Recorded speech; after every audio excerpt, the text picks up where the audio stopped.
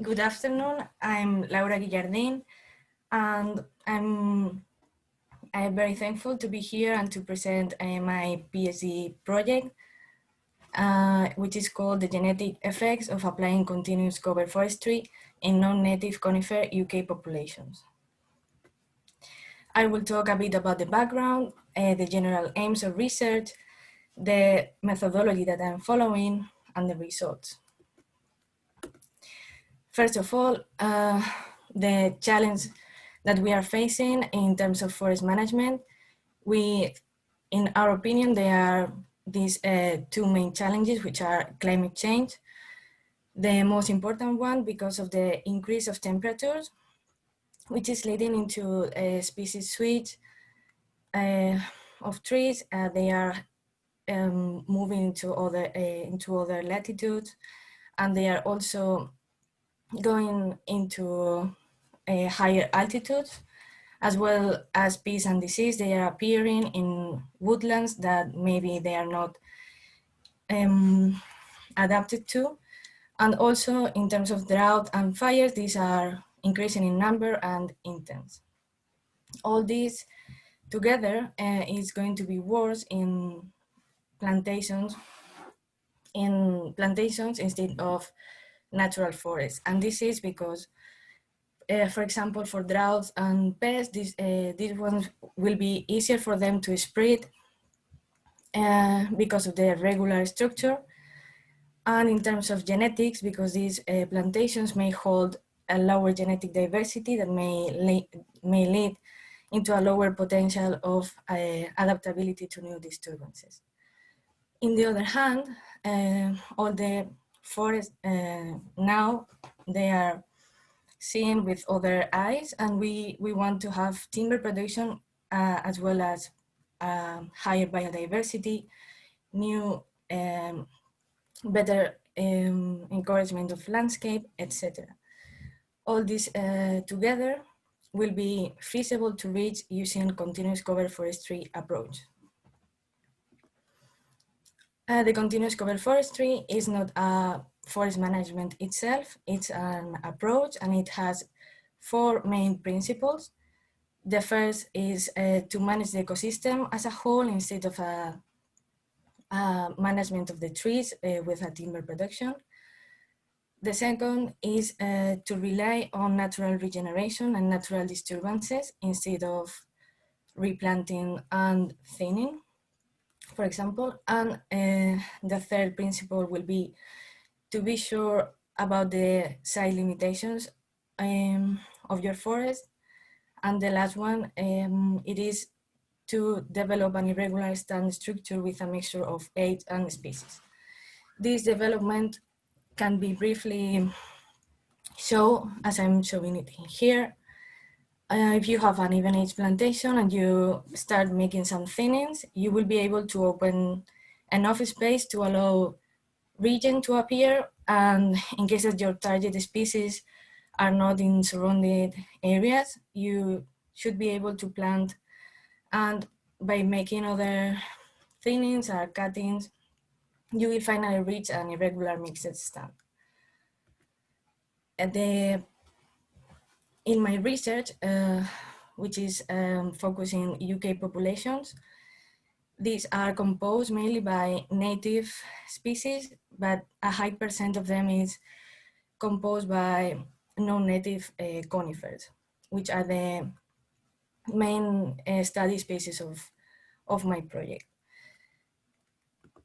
The three species that we choose are Pseudotsuga menziesi or Douglas fir, which is a very important species in terms of quality wood in the UK and also in Europe.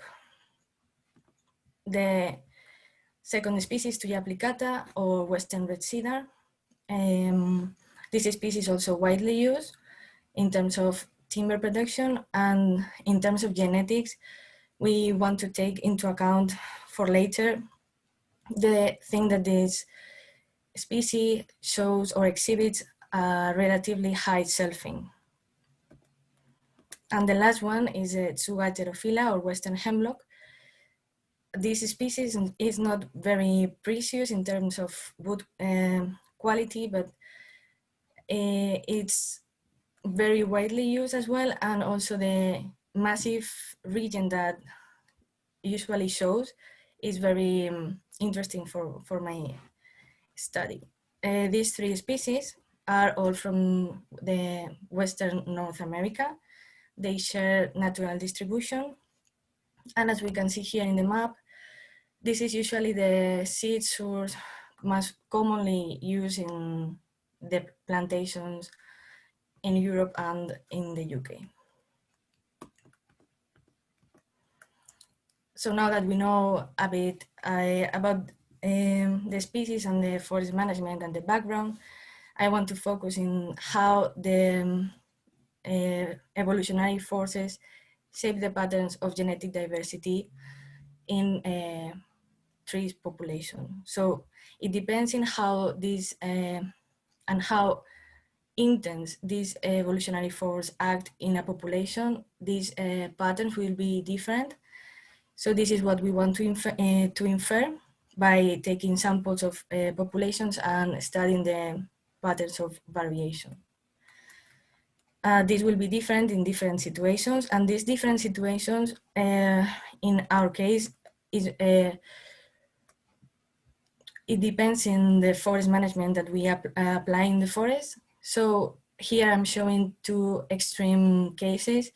In the left part of the slide, I'm showing clear cutting and artificial regeneration plantation. So this is the most extreme disrupt to the genetic information, as we are changing all the gene pool of the target site. But the thing is that this is not only affecting the target site, this will affect as well all the other surrounding areas.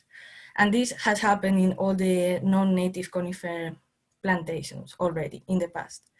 And now with these systems based on natural regeneration, it doesn't mean that we are not affecting the genetic diversity, because we are, but in other way. In this case, what we are doing is thinning or selecting trees and then leaving for natural regeneration to appear. But what is actually happening is that we are decreasing the number of effective population. We are decreasing the size effective population. So it may lead into inbreeding or non-random mating, which can finally lead in a high genetic drift. So these are things that we have to take into account. And then I want to talk about the objectives of my study, which are basically to assess if these canopy trees of non-native conifer plantations hold enough genetic diversity to transmit to their offspring. We will do that by looking to different specific objectives. The first is to assess the genetic diversity in canopy trees and compare it with the genetic diversity that we will measure in natural regeneration for the three species. Then we will also assess the level of genetic variability across the main species, and we will compare them to native North American forest. Third, we will try to determine the provenance of non-native conifer UK plantations by comparing them to native North America populations.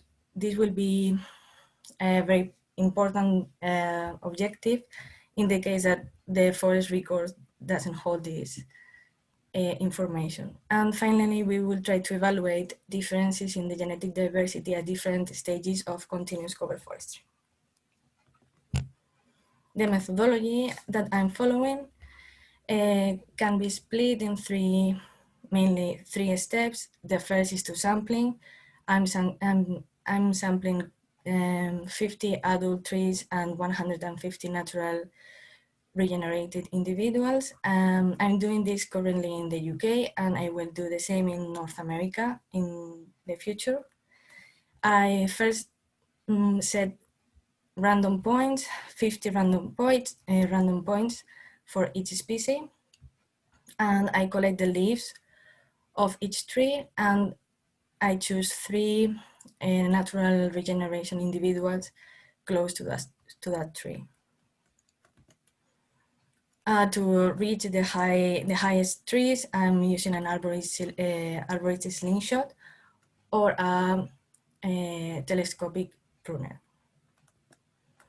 In the UK, I finally have these 5 sites in the south of England that you can see that they are here. In each site, I'm sampling in different stands, sometimes in stands with 1 species or up to 3 species.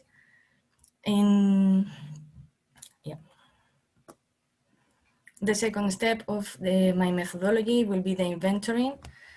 I will set 2 or 3 random plots per stand. These plots will be 5 meters of diameter, and I will measure different things like the number and proportion of species, the size class, the region proportion, and basically to have an idea of the stand structure of each site. After that, the genotyping is the next step, and for Pseudosugamensiaceae or Douglas fir, I will, because for this species there are already SNPs available, I will choose and I will select my candidate SNPs in a very straightforward way. But for the other 2 species, I will have to make a pre-step of SNPs discovery by using homologous sequences and trying to use the same SNPs as with Douglas fir. In case there are not enough, I will sequence a subsample of individuals by using GBS or RADSEQ to finally have my candidate SNPs and then genotype all my individuals. The results, well, as I'm now in my first step, it's a shame that I can't show you any result. I will be very happy to show you in the future what I find. And finally, I would want to acknowledge my lab group, which is the Mackay lab. Of course, my supervisor, John Mackay, my second supervisor, Gary Kerr, and to Ella Glover, which is assisting me during this fieldwork. And that's all. Thank you for your attention, and I will be very happy to take all the questions.